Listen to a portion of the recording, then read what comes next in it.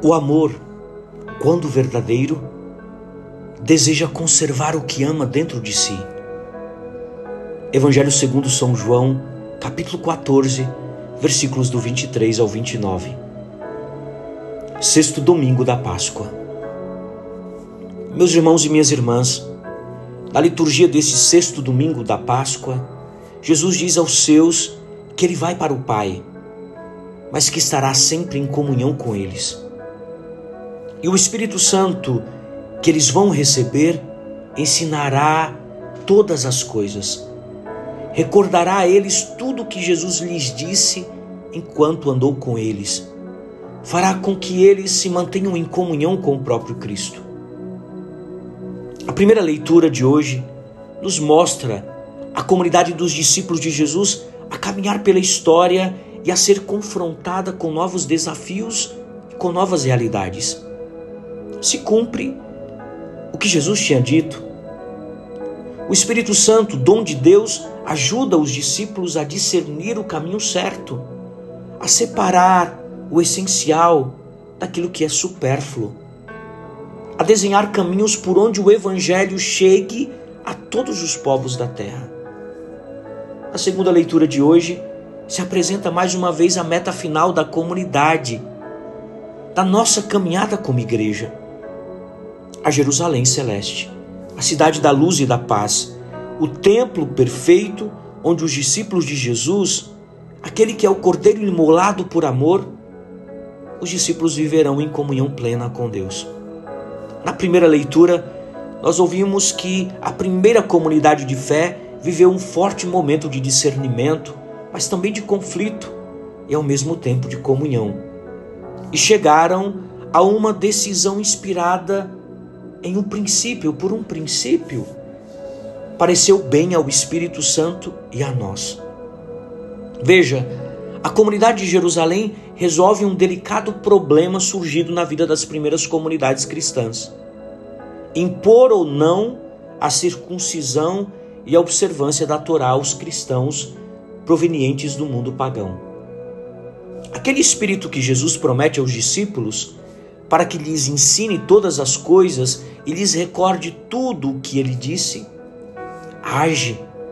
E, portanto, ele age na vida da igreja, por meio de um discernimento comunitário que não ignora, mas enfrenta problemas e dificuldades, buscando não apenas soluções possíveis, mas, sobretudo, como edificar a comunhão dentro das experiências concretas das pessoas e das comunidades. Jesus promete fazer de cada um de nós cristãos o lugar santo da morada de Deus. Viremos a Ele e faremos nele a nossa morada. São João capítulo 14, versículo 23. A promessa é profundamente pessoal, mas ao mesmo tempo só se pode ser morada de Deus aquele que guarda a sua palavra, aquele que tece uma relação com Ele e, consequentemente, estabelece unidade com o próximo. Deus habita em cada homem e mulher que nele crê. Da mesma forma como anuncia o Apocalipse, o Senhor e o seu Cordeiro estão no centro da Jerusalém Celeste e a iluminam. Jerusalém é ao mesmo tempo esposa e cidade.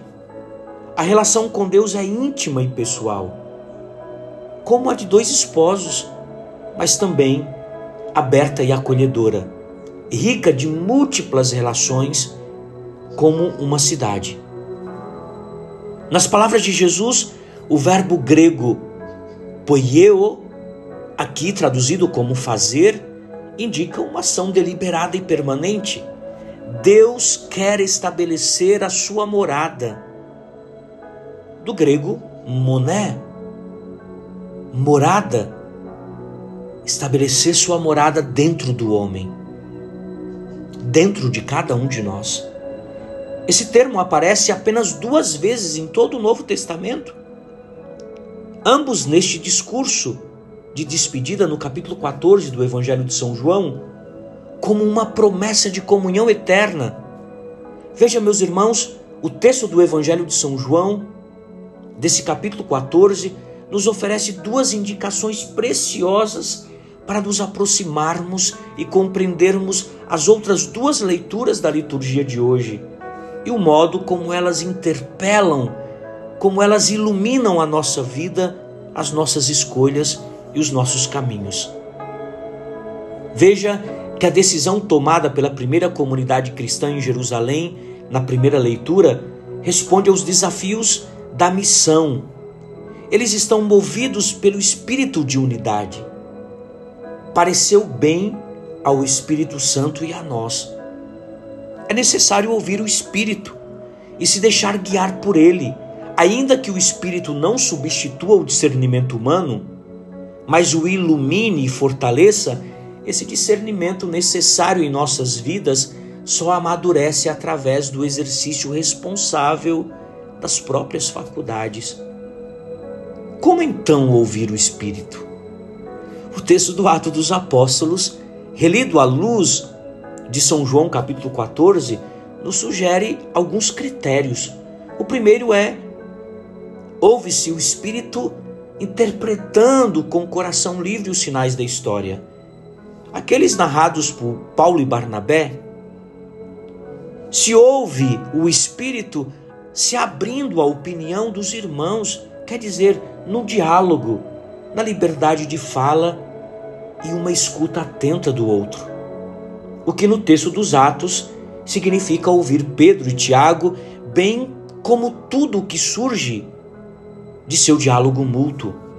Mas também é preciso escutar aquele Espírito que, como nos recorda São João no capítulo 14, está presente e fala dentro de cada um de nós, tornando viva no nosso coração a memória de Cristo.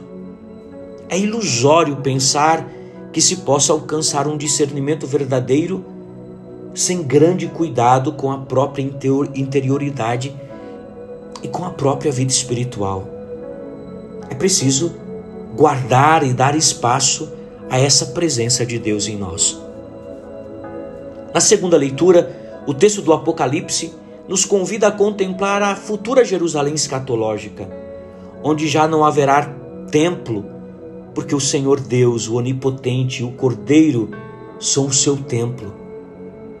E não haverá mais necessidade de luz do sol ou da lua, porque a glória de Deus ilumina a cidade e a sua lâmpada é o Cordeiro.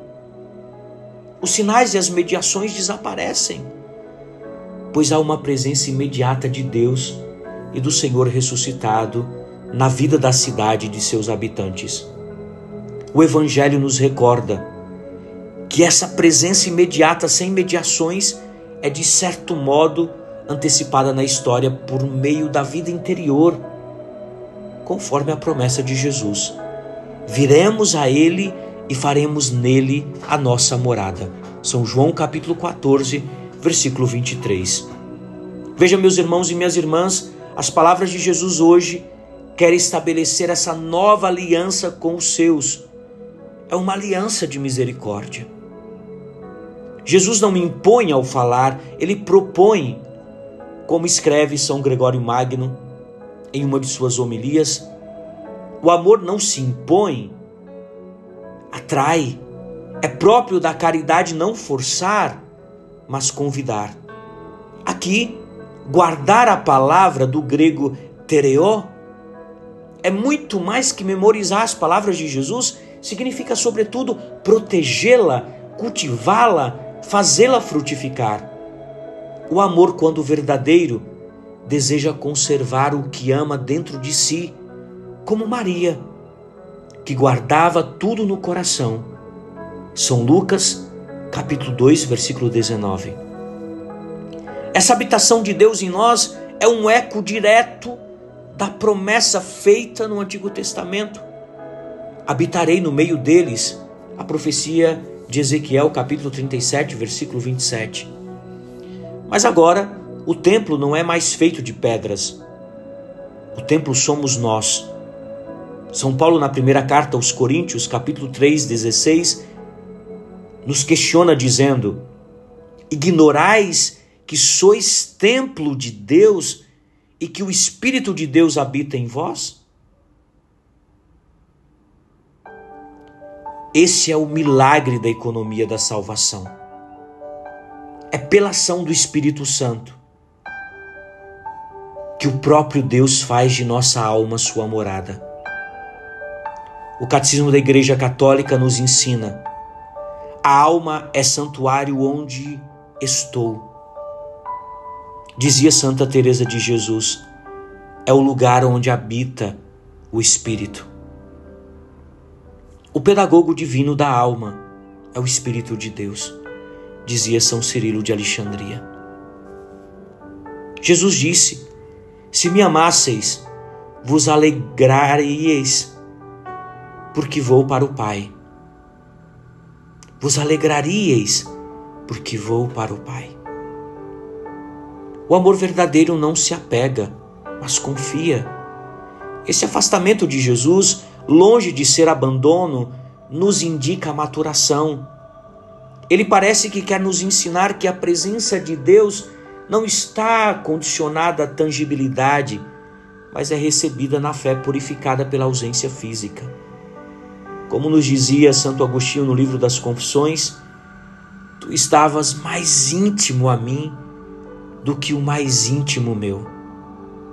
Por isso, meus irmãos e minhas irmãs, podemos dizer que o amor só se torna adulto quando deixa de medir-se por sensações e passa a viver da confiança. Assim, o amor se torna abertura e missão. Meus irmãos e minhas irmãs, quando o coração se torna morada de Deus, já não precisa da luz exterior. A lâmpada interior do ressuscitado torna-se suficiente para o caminho. Torna-se suficiente para o caminho. A alma passa da esperança à posse. A alma passa da busca à comunhão. Um santo domingo para você e sua família. Que Deus te abençoe em nome do Pai, do Filho e do Espírito Santo. Amém. Paz e misericórdia.